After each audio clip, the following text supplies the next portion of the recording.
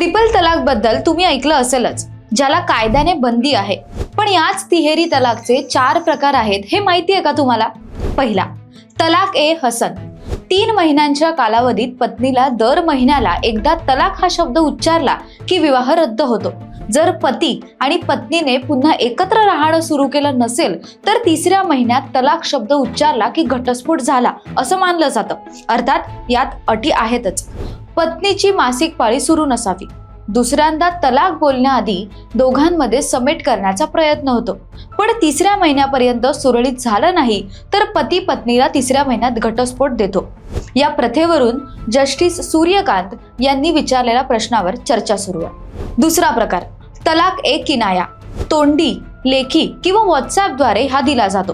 पती काजींच्या उपस्थितीत आपल्या पत्नीला लिहून किंवा सार्वजनिकरित्या मेसेज करून सांगतो की मी तुझ्यापासून विभक्त होतोय. तिसरा प्रकार, तलाक ए बाईन. यात पती लिखित स्वरूपात किंवा तोंडी सांगत विभक्त होऊ शकतो. म्हणजे मी तुला मुक्त करतो, तू आता माझ्यापासून वेगळी झाली आहेस असं म्हणत पत्नीला घटस्फोट देऊ शकतो. आणि शेवटचा म्हणजेच 4था प्रकार, तलाक ए बिद्दत. मुस्लिम पुरुष एकाच वेळी 3 वेळा तलाक शब्द उच्चारून पत्नीला घटस्फोट देऊ शकतो. या प्रथेला 2017 मध्ये सर्वोच्च न्यायालयाने घटनाबाह्य ठरवलं. तलाक ए हसनवर सध्या केस सुरू आहे, कारण याद्वारे महिलांचं आयुष्य उद्ध्वस्त होत आहे. म्हणूनच महिला सबलीकरण, महिलांवरचे अत्याचार दूर होऊन स्त्री पुरुष समानता जो घटनात्मक अधिकार आहे तो स्थापित करण्याचा सरकारचा प्रयत्न आहे.